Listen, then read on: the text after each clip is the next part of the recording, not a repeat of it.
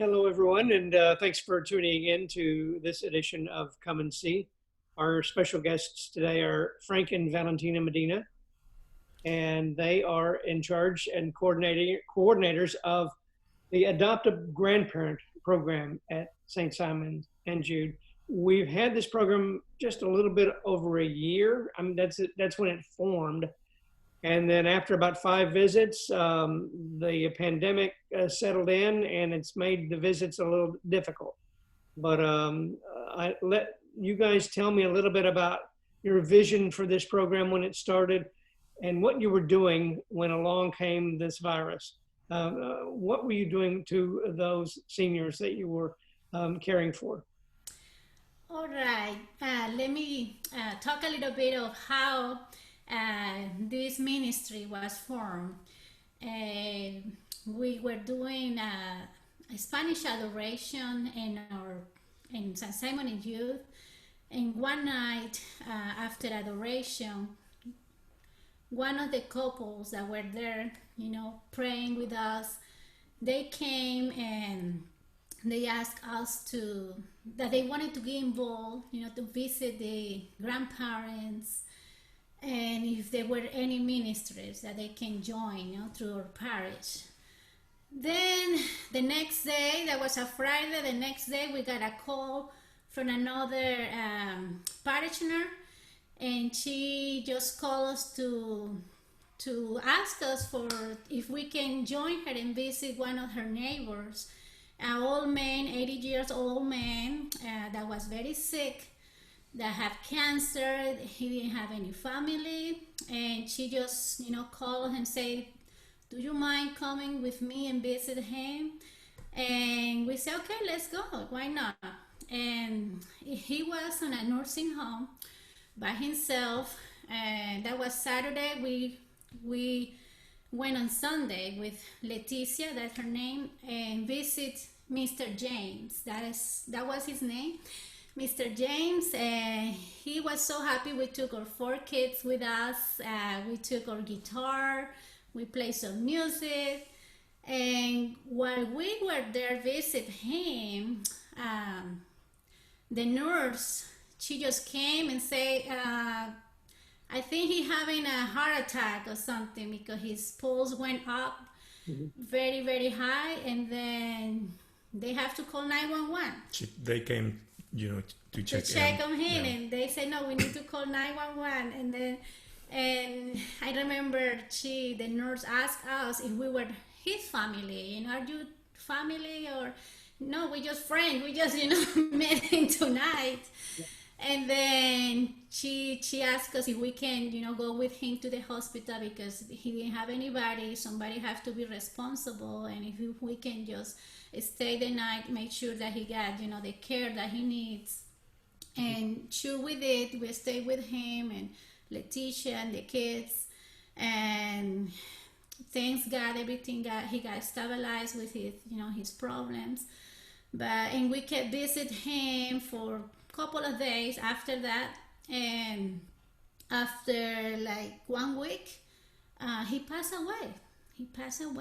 And it really touched our hearts, how our elder people are lonely, dying by themselves. And the last time we spoke to Mr. James, I remember I went with Francisco, my oldest son, and I touched his hand, and we asked him, you need to get better and to go back home. And his answer was, I just want to be on the place that I can rest. And surely he went to heaven, Mm-hmm. That's the place where we're gonna rest forever, So since then, we meet with our adoration team group that we have, our leaders, and we propose to, why we can initiate this, the Adopt-a-Grandparent ministry within our parish, and see if we can, organize something. Then I remember we called Rena, and then she contacted Father Pat, and the Holy Spirit was working, because Father Pat, with his team, he was organizing something for the elderly with the Lord of Life Lutheran Church. They were organizing a covenant service project for seniors. So, but he didn't have any leader. He's like, when we, Rina told him, look, we had this group, Valentina and Fran, and the adoration thing, they want to start this ministry. And he's like, oh no, this is the Holy Spirit.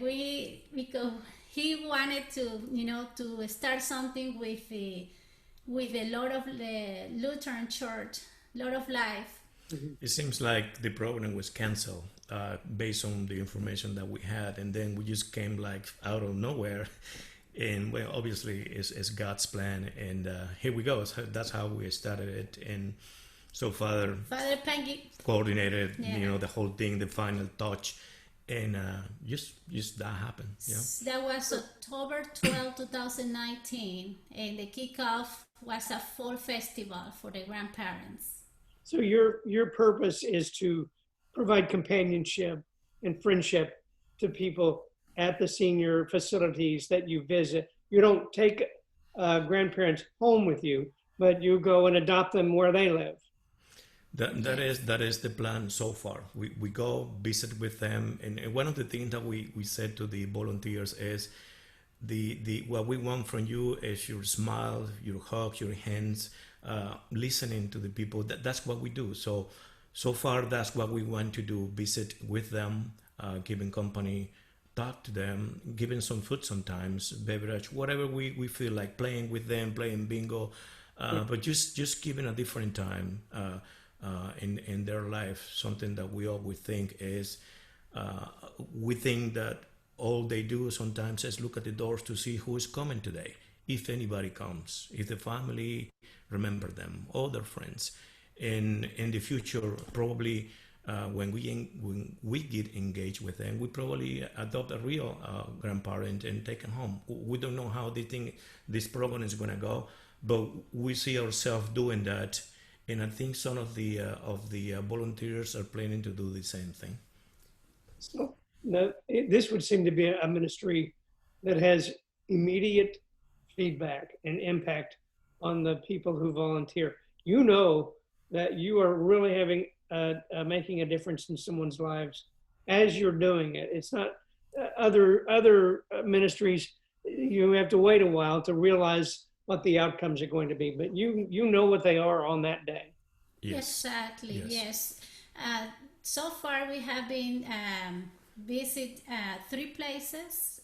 We have the one is a nursing home, and 2 are what they call senior residents. They're by themselves, they don't need assistance, and they're located close to the church.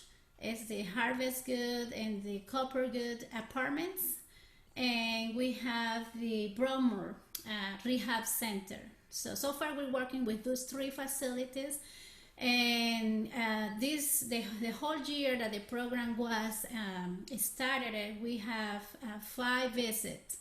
We went fall for Thanksgiving, and we have like volunteers. How many volunteers? They were like 80 volunteers, but we divided, by the 3 places, we divide, the volunteers according to the need of each place, and we bring food, music, the kids, art, bingo, games, half a day. We do it on Saturday, start at 8:30 a.m. Mass, then we had a little breakfast, and then we just take off to the places until we spend like 3 or 4 hours, half a day. Yeah, that's one of the other things though of this program, Jimmy, that we know that we are making a difference from these elderly, for these people, but we also making a difference in ourselves.